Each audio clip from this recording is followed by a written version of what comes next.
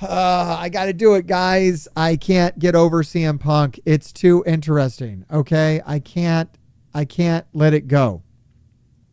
And I saw this video. It came past my desk.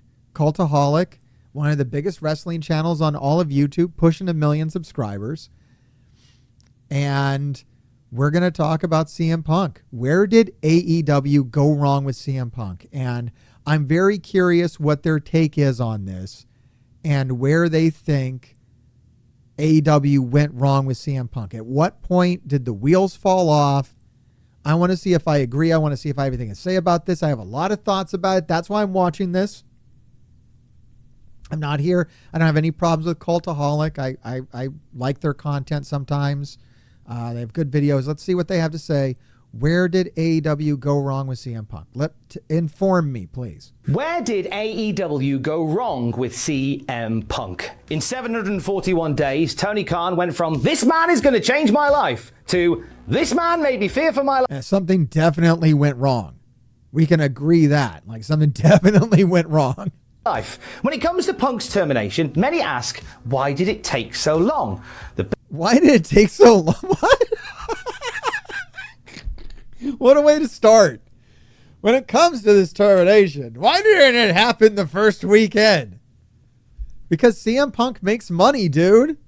CM Punk puts asses in seats. What are you talking about? That's a weird take. Bigger questions are, how did it get this far along? And what could have been done to avoid it? Punk's wrestling comeback. All right, I mean, my chat's got a point. Maybe he should have been done after Brawl Out. Like, yeah, picking a fight with the executive vice presidents does seem like that should have been it. But I don't know. All the parties seem to be in agreement that everything was okay and they could resume. I mean, look, wrestlers going to be wrestlers, right? There's definitely a part of this that is kind of like, I just over the Wembley thing.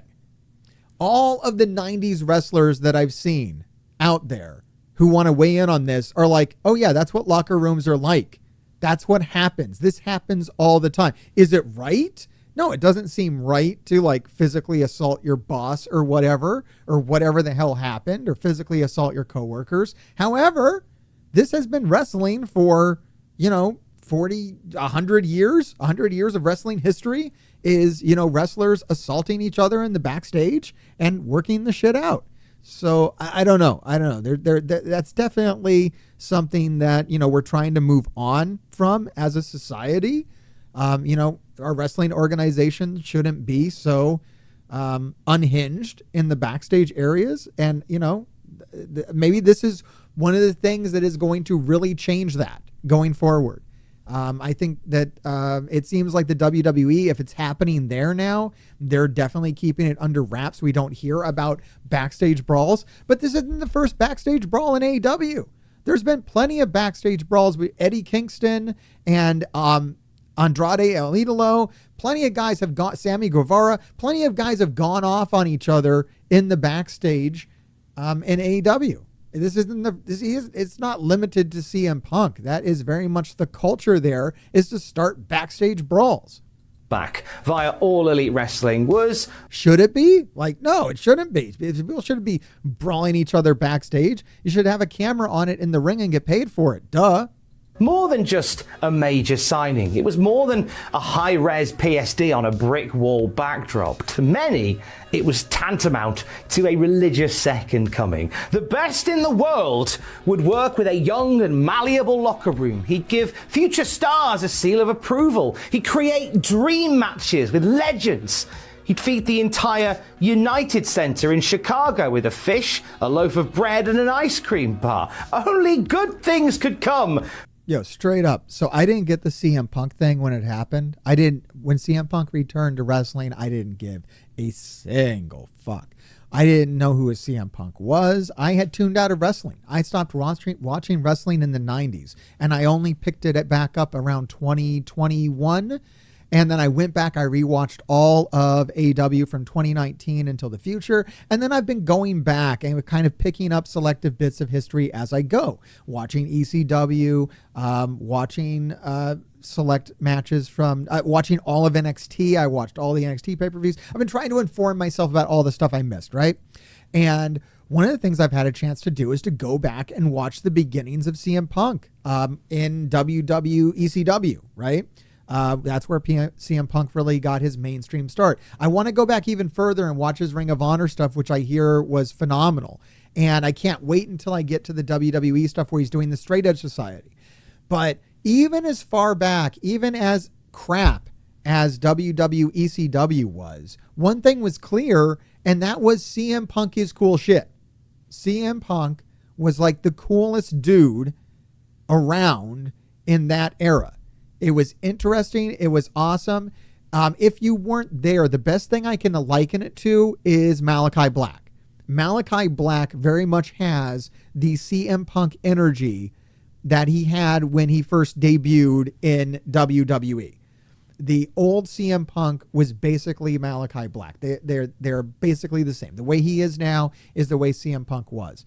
And it was really, really cool. It was really, really exciting. I don't know when the wheels fall off of that. Certainly, I can understand why people who have only watched CM Punk in AEW are like, well, CM Punk is junk. And I get it, because when he came back, it's not the same. It's different. It's a different energy. And I didn't get it either. I really had to go back and figure it out. And then you can see the pipe bomb, the legendary pipe bomb where he sat down cross-legged on the floor and did his promo, throwing everybody under the bus and throwing Vince under the bus or whatever. And, kayfabe or not, planned or not, or what scripted or not, or whatever it was, you have to understand that moment and everything that led up to it. Just seeing it, I saw it and I was like, well, I don't get it. I mean, it sounds kind of interesting. That's a pretty good promo. But when you understand the climate of wrestling at the time and what he was going up against and what he represented, which was maybe the true seed of an alternate company, maybe what really kind of, like, I think Cody even alluded to it. CM Punk started the ball rolling, but Cody actually did it. He actually started the second company and came up with this alternative wrestling where guys like CM Punk now get a shot all the time. We have, Darby Allin's, and I mean, even MJF is a smaller guy, especially at the start, wasn't a massive bodybuilder. He's now achieving the look because I think he's got his eyes set on WWE, or he wants to raise up his stock value with them to get a better deal with AEW eventually. But yeah, I get the CM Punk thing. I get all the potential this had. CM Punk has been majorly awesome for a very, very long time. If you don't know, just let me tell you, CM Punk is definitely cool. Has the potential to be very cool. Was it cool in AEW during his first run? No. Was some of that cool starting to come back? Yes. I believe that as soon as he came back on Collision, from that point until his, backstage brawl with Luke Perry, I thought his presentation was coming along much better. I thought the audience wasn't here for it. His crowd reaction was miserable and was not helping things.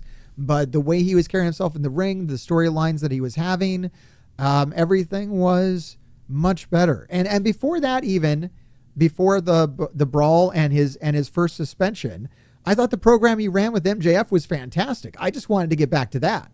That's what I was looking forward to, was him working with MJF again, because that was so exciting and interesting. And it's a damn shame we don't get to see more of it now. From CM Punk, superstar, walking amongst mere mortals once more. Many also loudly declared that the cult of personality by living colour would be a veritable death knell for WWE, saying that Punk's arrival to the metaphorical battlefield would see McMahon finally face their Waterloo. CM Punk's debut on AEW Rampage was a resounding success, a pipe bomb promo. I didn't understand this at all. When this happened, people were crying and shit. Like, it was crazy. His return, his initial return to AEW, it's great. It's a huge moment. I get it now. Now I get it. If I were to go back and watch it now, I'd be like, oh yeah, no, I get it. This is a big deal. Punk is cool. Is definitely cool. If you watched this like I did and you were like, what's this crap? Then I get it. I get why you feel this way about CM Punk, but you're wrong. I was wrong. I was wrong not to get excited about this. This is something to be excited about. What happened, nothing to really be excited about. But it was exciting. And yeah, that my chat has it right here. I didn't wait 7 years. If you didn't wait 7 years for this to happen, then yeah, you weren't moved emotionally about this at all. You're like, okay, this seems like a lot of fanfare for a lot of nothing. And then when it became a lot of nothing, you were like, well, I was absolutely right. And I think that's where a lot of this resentment comes in. Like, well, good riddance. I'm glad he's gone. What was all that? That wasn't deserved. Challenging young prospect Darby Allin to be his first opponent and then sending everybody home with ice cream. It was a sweet victory all round for AEW. Rampage ratcheting up over 1 million viewers on TNT. Still to this day, one of the highest viewed episodes of Rampage. Admittedly, that's the only thing you can do to get people to watch Rampage. Isn't a mind-blowing achievement. It's a bit like being the best sandwich on the Weatherspoons menu. It was no secret that Tony Khan was cock-a-hoop with bagging the talented Mr. Brooks for his personal wrestling action figure collection. In the media scrum after All Out 2021, the sight of CM Punk's in-ring debut for AEW, Tony Khan was beaming, a smile visible from Ganymede to Titan. When asked how he was feeling... Yeah, man, you can tell Tony Khan loves CM Punk. Or loved him. I don't know what happened, man, but it definitely started off as a total love fest between one-sided. I don't think CM Punk ever felt that way about Tony Khan. Maybe that's the problem. About CM Punk's... There's what went wrong with CM Punk. Tony Khan gave his unconditional love to CM Punk, and CM Punk had no interest in returning it. There you go. I've answered it. What went wrong? There it is. All Elite status. Tony Khan said, "I've never been happier. This is the happiest day of my life." Whether you love him or hate him, Tony Khan is a wrestling fan through and through, who would create custom wrestling shows on message boards in his teenage years. So to find yourself in the center of your wildest, woolliest fantasy booking fantasy, of course, you'd be smiling like the Khan who got the cream. I think right off the jump, you have to work to contain CM Punk. You have to manage CM Punk. You can't just love CM Punk and let him do whatever he wants. I mean, CM Punk only works if he's being controlled, right? What are you going to rebel against if your boss is like, whatever you do is fine, man, we all love you? Then how does CM Punk even work? CM Punk is founded on raging against machines. If there are no machines to rage against, what is CM Punk? Like, give him something. Give him some boundaries. I think CM Punk works the best when he has some kind of, framework. Now, you don't want to stifle him. You don't want to lock him down so hard that he can't do anything. He has no creative control whatsoever. I'm not saying that, but I wouldn't just, you have to manage it. You have to manage it. Manage his expectations. Manage other people's expectations. Make sure, I don't think Tony Khan was ready for CM Punk. Quite honestly, he was not ready for someone of this magnitude. And we have to agree CM Punk is a major star, a major force in wrestling is CM Punk. And I don't think Tony Khan was ready for it. Of course you would. Tony Khan's body language around CM Punk during that press conference and his constant referring to his new employee as Mr. Punk made it obvious that this was different to any other AEW signing. Khan was not hiding the fact that he was a massive fan, dare I even say in the politest of ways, a mark for CM Punk. Even in this moment, where everybody is all smiles and niceties, CM Punk makes it very clear that this is a business deal and is here to make money. And stars, but mainly money. Could Tony Khan's complete lack of poker face, wearing a smile and his heart on his sleeve, be an early warning sign for things to come? Now, it's easy to say that now, I admit. But from the off, it was clear that Punk would be getting some special attention here. Punk was also seemingly going to be welcomed into the AEW hive mind and help shape its future alongside the EVPs Kenny Omega and the Young Bucks. CM Punk had long bestowed the virtues of wrestling that he had, and how he would do things very differently if allowed. And now he could put those ideas into practice in a fresh, creatively fulfilling environment. He wanted to work with young guys like the Bucks and Darby Allin and Jungle Boy to prove that his way in the wrestling world would bring about... I mean, they probably brought him in too fast, quite honestly. It sounds like a lot of conversations that should have happened did not happen. Like, you want to meet with CM Punk like a lot before you bring him in. It sounds like they just did it seat of the pants. Like, let's just bring him in. Let's just bring him. Let's surprise everybody. Oh, I'm so excited. Like, and that might have been Tony Khan's like naivety, right? Like, let me just bring in CM Punk very quickly. It doesn't matter what other people think. We don't need to clear this with anybody else. We just need to bring him in. Let's bring him in. I want to bring him in. I'm so excited. Oh my God, he'll return my phone calls. Okay, that's great. Let's bring him in. But what really should have happened is, you know, they should have had many creative meetings with CM Punk, the rest of the team. These meetings should always be happening. I don't think this happens in AEW to begin with. This is a lot of their problems from what I can tell. And I'm nobody, I'm an idiot. But it sounds like they don't get on the same page. And definitely bringing CM Punk in, I don't think he realized the force that a guy like CM Punk is going to be. Tony Khan is very new to this. And he's only had a couple of mega egos to deal with. And so when you bring in a new mega ego like CM Punk, there is going to be conflicts, right? And you want to get ahead of those. You want to manage those. And if you don't manage those, then you're going to get what happened. Exactly. That's what went wrong. I don't know. How much longer is this video? Another golden wrestling era. The honeymoon period for casual wrestling fans when it came to CM Punk ended quickly in terms of viewership as ratings dropped back to Yeah. Honestly, they didn't do anything right from the jump. I mean, one thing you want to do with CM Punk is you want to start with you got to remind people who CM Punk is. Here's another problem. Like, sit CM Punk. Somebody needs to also sit CM Punk down and say, okay, you're not our special little boy. We understand you are a very awesome, cool dude that can do awesome stuff. But dude, you have to do that stuff immediately. You can't. I was disappointed by the things he said in the ring the first time he came out. I was like, okay, where's this awesome promo? Like, is he going to come out and just light up, Tony Khan? Like, what's he going to do? Like, that's what we know of CM Punk. He came out and he lit up Vince McMahon. All right, is he going to come out here and light up? No, he loves everybody. He loves everybody and everybody here is cool. All right. So, like, why are you here, dude? Are you just, like, here to cheerlead people? You going to be managing Darby? Like, what is this? We need to launch right into our A game. Come right in and lead off. I don't know if they had it yet. But you want to lead off with something as strong as MJF versus Punk. That should have been the opening angle. Put him in a program with someone very engaging, and you kind of have to get Punk over with people who don't know who Punk. It's been 7 years. Get Punk over with the AEW crowd, the people that only started, that have lapsed, like myself. I was not told who CM Punk was. I was expected to know who CM Punk was, and I didn't want to do the work, and I didn't care. I care now, but now is too late.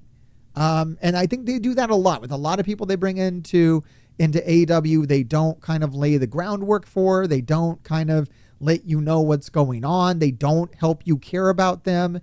It kind of comes later. Like, I find myself I didn't like Christian Cage until right now.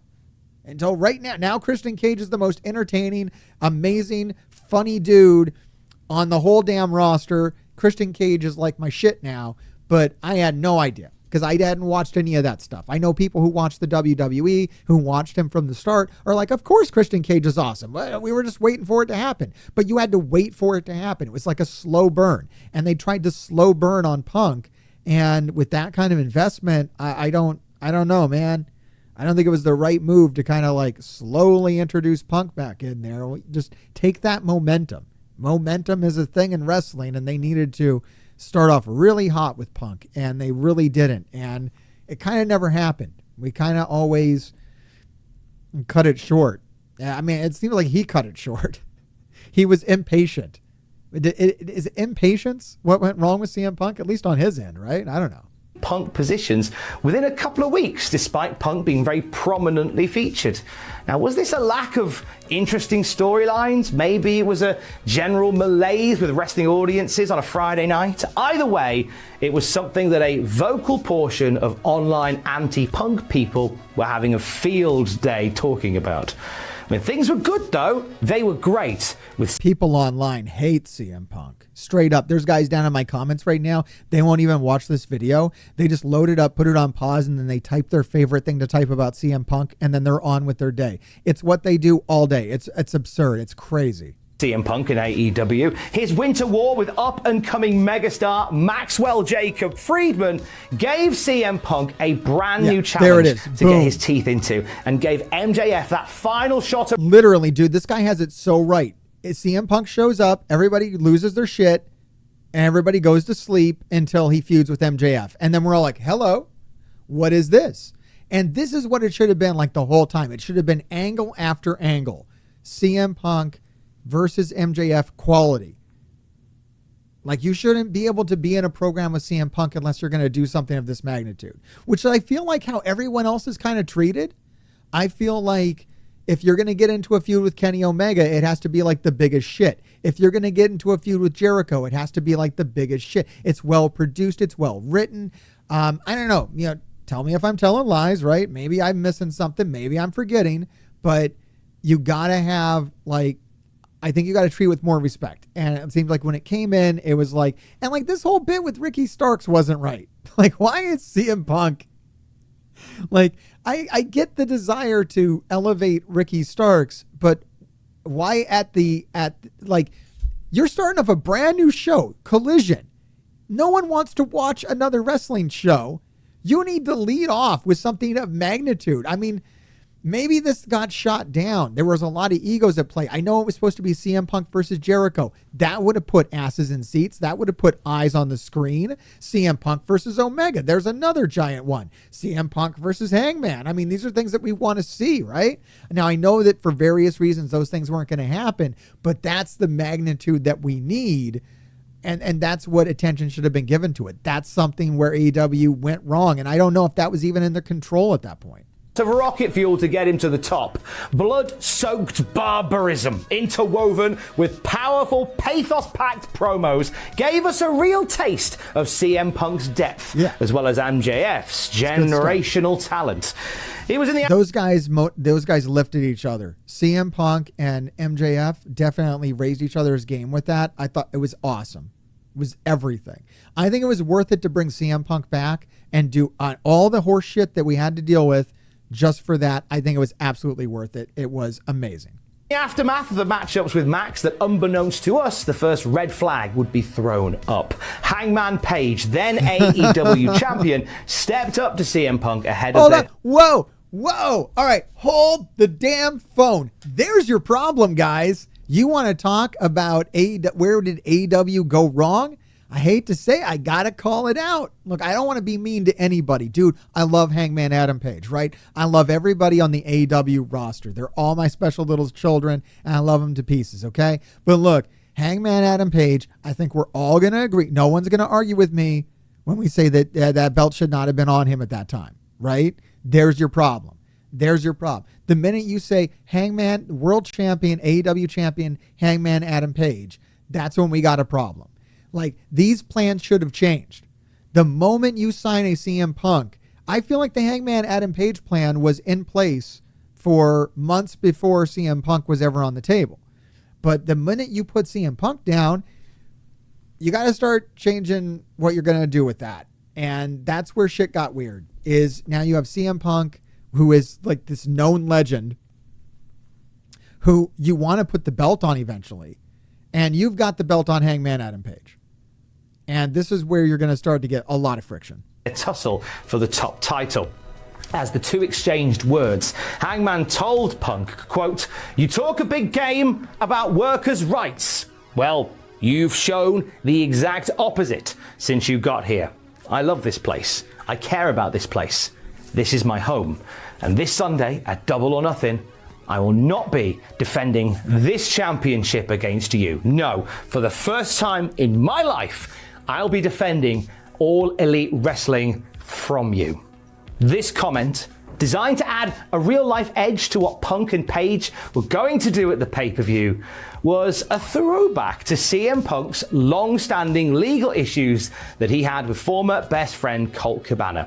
One issue that had come up several times since Punk's arrival, as both were now working for the same company. Speculation was rife that CM Punk, using his newfound power, was lobbying to get Cabana fired. Now, Tony Khan and CM Punk have vehemently denied these accusations, it's worth pointing out. But Adam Page, regardless, was making a subtle nod towards Punk's Bang Bang with Boom Boom. Maybe even a wider statement about Phil Brooks's early on backstage. That whole thing's ridiculous, by the way. The whole bit between CM Punk and Colt Cabana is absurd. No one should be involved in that. That's something between Colt Cabana and CM Punk, and I don't think we have any business in it. I mean, I know a lot of people think they have business in that, but the damn thing is so embarrassing and absurd. No one should be digging that up or poking at that. But here we are. Age reputation. See, CM Punk changed the cultural zone. Oh God. So yeah, here. All right. So we got misconceptions in my chat about this. Let me inform my chat, and by doing that, I'll inform YouTube as well. I'm going to try to do this as quickly as possible because I don't really, it's really stupid. So CM Punk got released by the WWE, and he wanted to, like people are thinking right now, CM Punk wants to, they want CM Punk to go and shoot on AEW. Well, when CM Punk left the WWE, he went and wanted to shoot on them. So he did it on Colt Cabana's podcast. Now, on Colt Cabana's podcast, he did a little shoot on the WWE. The WWE didn't like it, and they decided to sue him and Colt Cabana because it was on his podcast. Now, from what I understand, and I don't know because I'm not involved in it, guys, and this is why we should kind of just keep our shit to ourselves on this because we don't actually know what the fuck we're talking about. But since we all want to play fucking armchair lawyer, CM Punk, I believe the agreement was, and I don't know, but this is what I believe the agreement was. Colt Cabana, I'll cover your legal fees. Just do what I tell you to do. You shut the fuck up and I will cover all your shit. Don't worry, man. I'm sorry. Because these guys are good friends. At this point in time, when this started up, Colt Cabana and CM Punk are like besties. Okay. And he's like, don't worry, dude. I'm sorry. I came on the podcast and got you sued by the WWE. I will handle everything. Just shut the fuck up and do what I say. Colt Cabana did not shut the fuck up. He did not do what CM Punk said. He got the lawyer that CM Punk hired to refuse to handle him anymore. The lawyer that CM Punk hired decided, no, fuck Colt Cabana, dude. He won't shut the fuck up. He wants to do this and some kind of, he wants to say weird shit and stray from the plan that I have laid out. So fuck him. My first priority is for you. I'm sorry, Colt Cabana has to go fuck himself. So CM Punk goes, dude, all right, I don't know what you're doing. Colt Cabana decides he's going to get his own legal counsel, but that he's still going to hold CM Punk to paying for it. Okay, here's the problem. All right, think about it. What would you do? Now, here's the other problem. CM Punk is like this multimillionaire, and Colt Cabana is not. So yeah, I think CM Punk made a very good offer. He was willing to pay for half of the legal fees from the lawyer that he did not hire, that he should not have to have hired, because Colt Cabana should have stayed in line and just did what CM Punk's lawyer wanted him to do because the bill was being paid for and he was being taken care of. But that's not what happened. Colt Cabana got his own lawyer. CM Punk said he would pay for half, not all of it, because Colt Cabana went and got himself into his own shit.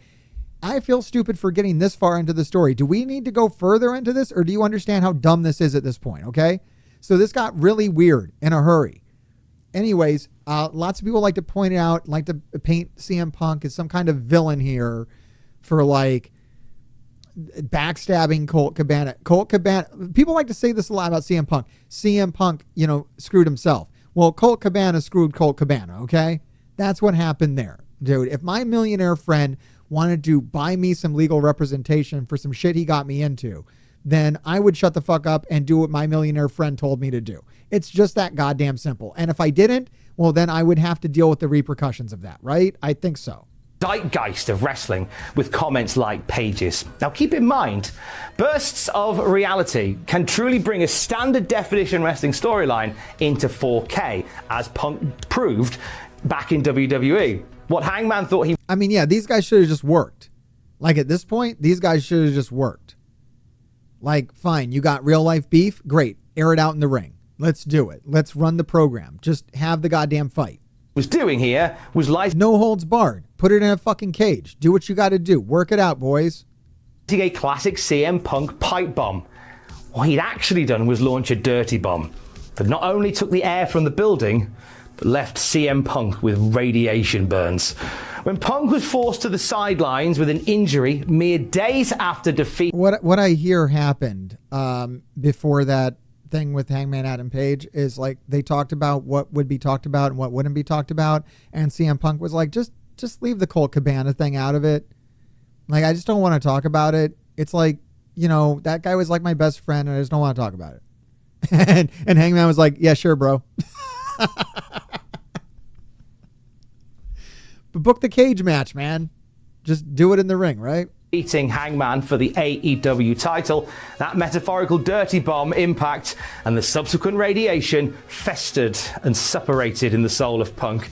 It's here on our roadmap that we can see where something went wrong between CM Punk and AEW. Whether casually ignored or brushed very deliberately under the carpet, this was something that should have been met at the pass.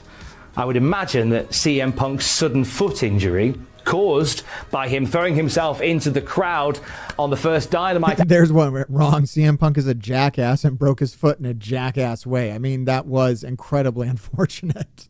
After winning the AEW title, took precedent over any backstage squabbles in that moment.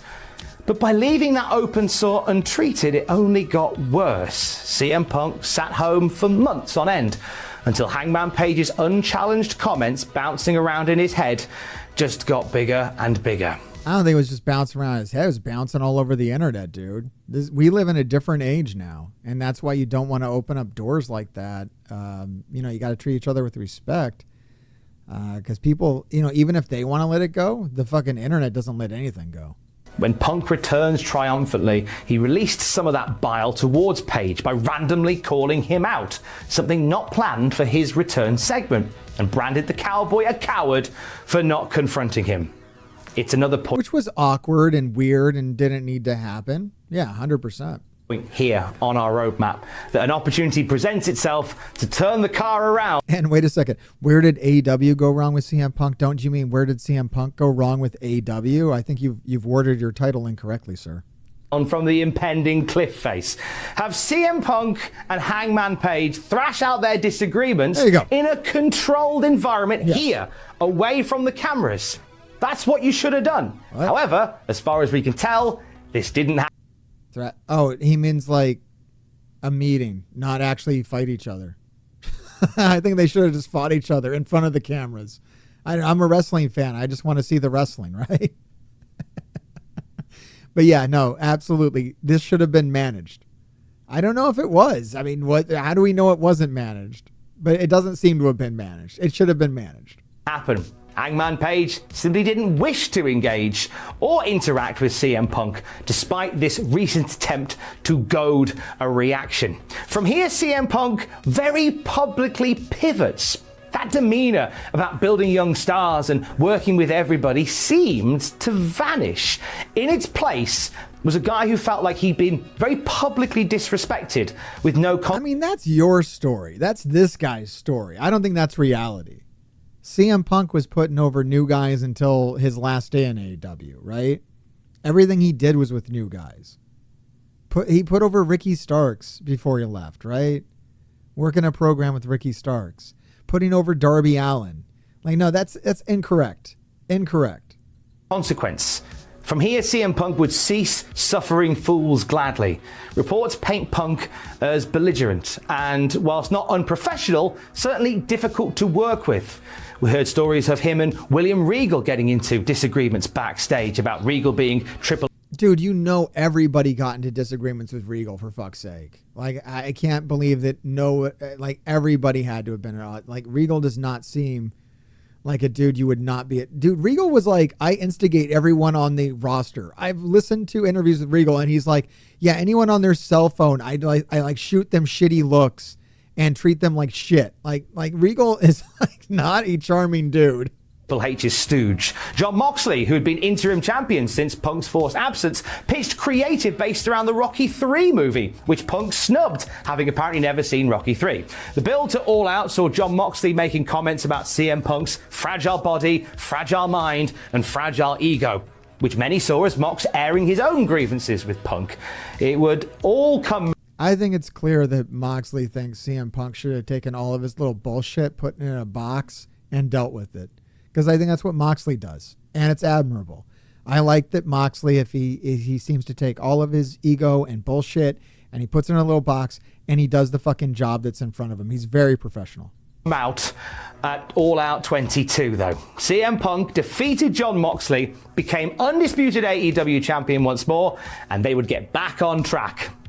And that brings us to the main event of AEW All Out 2022, the All Out Media Scrum. Oof. A beat-up and bloodied CM Punk. Literally better than that pay-per-view. Literally better than the pay-per-view. Dude, if you haven't watched the CM Punk Media Scrum in its entirety, you need to go do that. It is better than that pay-per-view. Like, it is the fucking best thing that CM Punk maybe ever did in the company. Sat next. It's better than the MJF angle. To Tony Khan, just as he had the year before. There were no smiles, no Mr. Punk.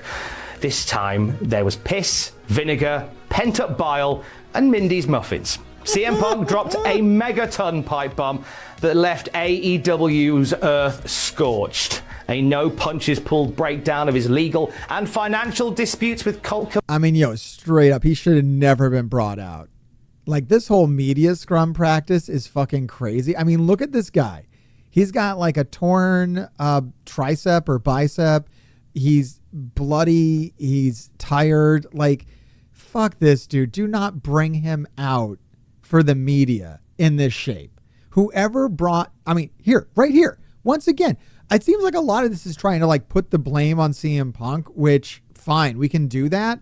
But if we want to talk about where AEW went wrong with CM Punk, it was whoever said, yes, let's put CM Punk in front of a camera right now. That was something that AEW did very wrong here. I mean, for me, my enjoyment of this, I guess I'm happy that they did it because it's fucking glorious. But should it have been done? Like, God, no, dude. God, no. Manage this guy.